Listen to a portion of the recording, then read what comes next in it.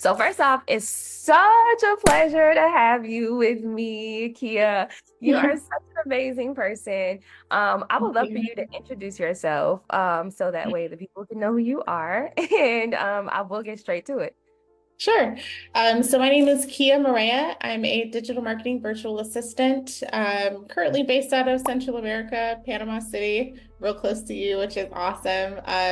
But yes, I am a former e-commerce store owner who transitioned into digital marketing out of necessity. So my what's awesome about my origin story here is that I've been in the shoes of small business owners, right? And I understand how difficult it is navigating the digital marketing world and how frustrating that can be, and the value there is in, you utilizing effective delegation to have somebody else kind of pull that off for you. So it's a little bit Yeah. about me.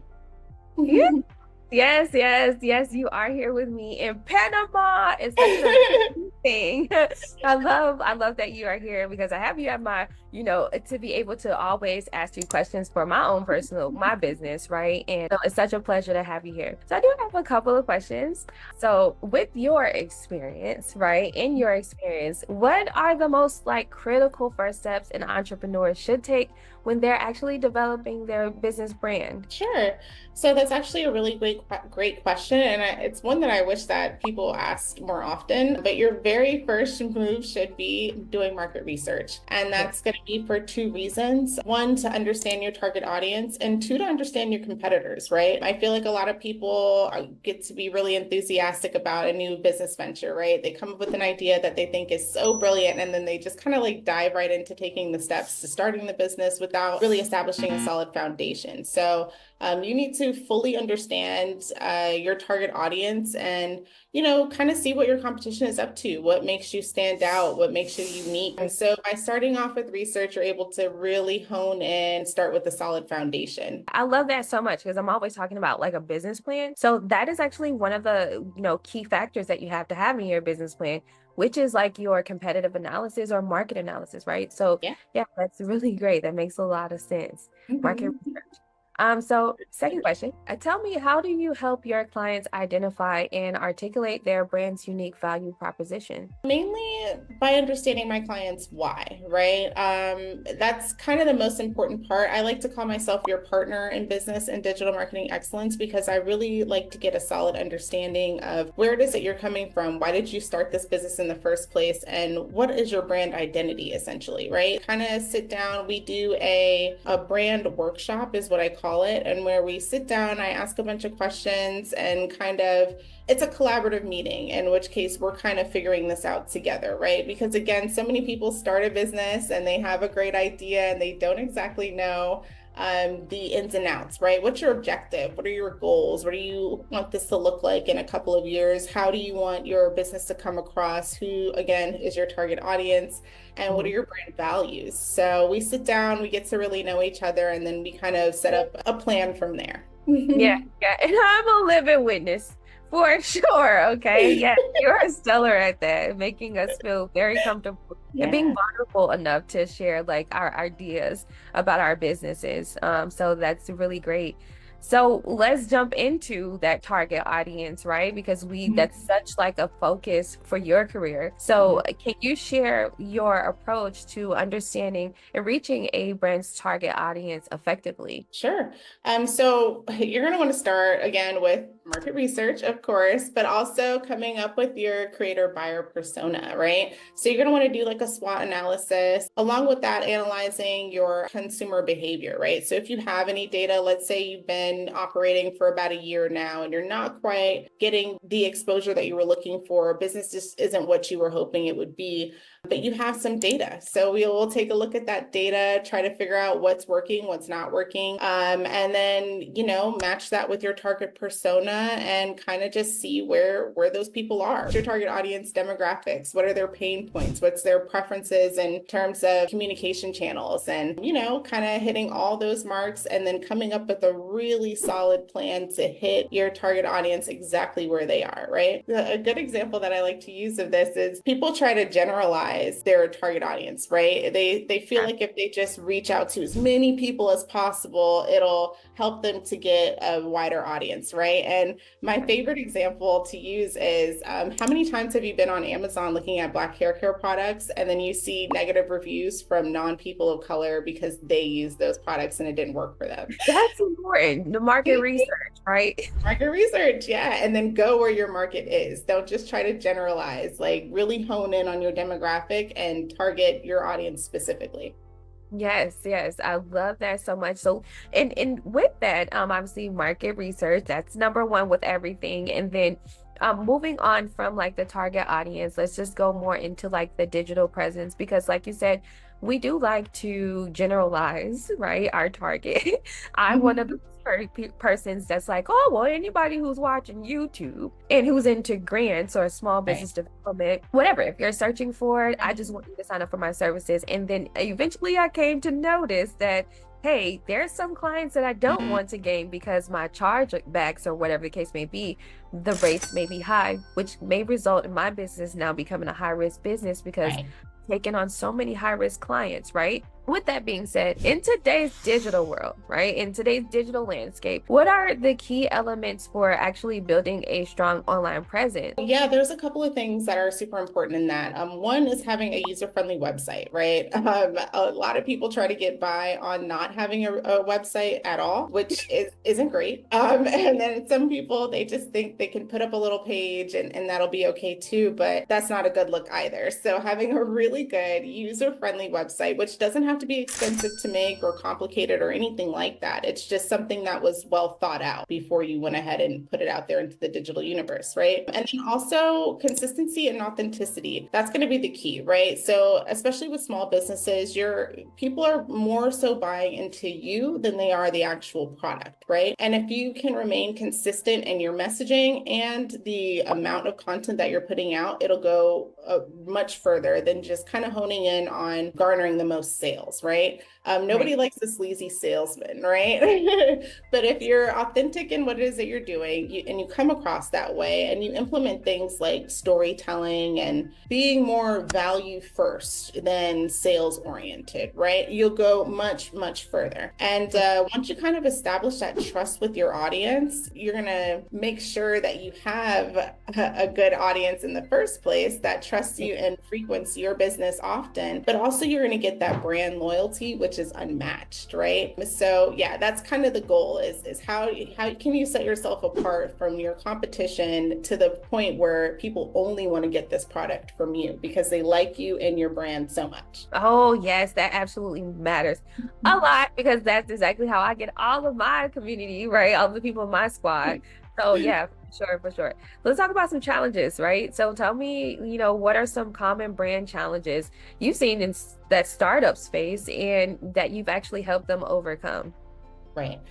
So some of the big ones that I see is just not having any idea of what your brand identity is in the first place, right? Yeah. Again, you decide that you're going to put this business out into the world and you're doing it because, you just want to make money and that's your foundation behind it. And then you start making like decisions based around that. And ultimately, you're not making the right decisions, right? You really need to have a thorough understanding about what your market is. Absolutely. Okay, so now tell me, with a brand evolution, right? How do you guide brands in evolving without losing their core identity? Because you were explaining to me like their main challenges is that they don't have brand identity, right? So once they Right. get that, how can they develop and not lose that? Okay, so that's a hard one, but it doesn't have to be. If you know where you stand from the beginning, right? If you have a really good foundation, you met with somebody, you did the branding strategy sessions in the first place, and you're rooted in your values from the beginning, then chances are you won't stray, right? The thing is, like, being able to be flexible in what it is that you're doing and be able to kind of move with the different trends in the market is going to be key. While remaining yourself is that's the big thing, right? So yeah, just staying flexible. Getting regular feedback from your clients, making sure that you're hitting your values the way that you want to. You're not straying from what it is that you wanted to kind of convey in the first place, and constant market research. Yeah, for sure, for sure. Client feedback is definitely one that really resonates with me because that's something that I'm always focused on. And that's actually one of the things that I use to measure my success as far as in with like what I'm doing. And speaking of that, like what are some metrics or indicators do you focus on to measure the success of a brand strategy? So measuring success, right? So it's going to be based around your key performance indicators, right? And that varies from business to business. For example, if you're a restaurant, your key performance indicator may not be how many clicks you get on your website. You know what I mean? It may be how many people walk through your front door. So it's going to just Right, vary from business to business, but it's important to understand what that key performance indicator is going to be before you get started, right? right. That you're kind of monitoring it the entire time. So if your metrics are, brand awareness or customer engagement or conversion rates, things like that, you need to know what that's going to be beforehand. That way, you know what you're kind of targeting in the first place, right? And then you just kind of develop your strategy based around that. So if you're looking to hone in on brand engagement and, you have a current following of 20,000 and you have a goal of increasing that by 10,000 in the next 6 months, how are you going to do that? You're going to be measuring brand engagement through clicks, through views, through impressions, and all those things that matter in that business model. So it kind of just depends. And that's one of the things that we meet and discuss before we get started partnering together in business. Right. Well, yeah, so many different softwares and systems that we can definitely use. Like you said, it is like a business or industry specific type of thing. So yeah, that definitely matters for sure. You have to measure your success. So can you give an example of like a unique or innovative branding strategy that you implemented for a client? So this is actually one that I really love, and he's not a client of mine yet, but we did have a strategy call, just like a networking call, through one of the many networking platforms that I'm a part of, and he just had a unique situation, and I just was really kind of proud of the solution that I came up with, right? So this guy, he is new in his second career, right? He's an older guy and he is in insurance sales. And there's two components to his business. One is targeting small to medium sized businesses to kind of find solutions for their staff, insurance solutions. And then another is just regular like life insurance type policies, right? And he's like, this is an oversaturated market. How can I stand out? Like, what's a good way for me to market my business in both of these aspects? And so I was thinking about it and we were talking and I kind of just like asked him, like, what are some of your like hobbies? What is it that you do? And he was like, he's in a motorcycle gang, which I thought was hilarious, right? You're like, isn't it cute? He's like this mild-mannered insurance agent by day, and this guy on a Harley Like Davidson by the biker weekend. bad boy. Yeah. And so I was thinking about it and I was like, man, that means you guys must meet up regularly. There's got to be like some kind of national group association involved in this. And I mean, what's more like, who needs insurance more than people on motorcycles? You know what I'm saying? And so Right. I was like, maybe you should just like embrace that. Start connecting with other motorcycle gangs and just be the motorcycle gang insurance agent. You know what I mean? And then expand on that. Get into other daredevil type hobbies, right? Maybe, you can get involved with people who do speedboat on the weekends, or they're drag racing and things like that. And maybe they have families that would be devastated if something traumatic happened to them, right? Like, this is a great niche for you. It's just relatable. And this is an uncomfortable conversation to be having with anyone in the first place, but it definitely helps to be speaking to somebody who has firsthand experience being somebody who partakes in a dangerous sport, And I was able to tell him, I have an uncle who was in a motorcycle gang and he's been in a coma for the last 10 years. And that was devastating for his family. And these are the types of things, preventative measures that partnering with you in insurance can help. So he Yeah. was like really grateful for that. And he was is like, I'm going to take this idea and, develop some content around it and see if I can make it grow. And I'm hoping to connect with him in the next couple of days, actually, to see if there's any way that I can help facilitate this in some kind of way. But I just thought that was a really great little. That was an amazing freaking strategy. Like, Thank you. I'm gonna give you your class.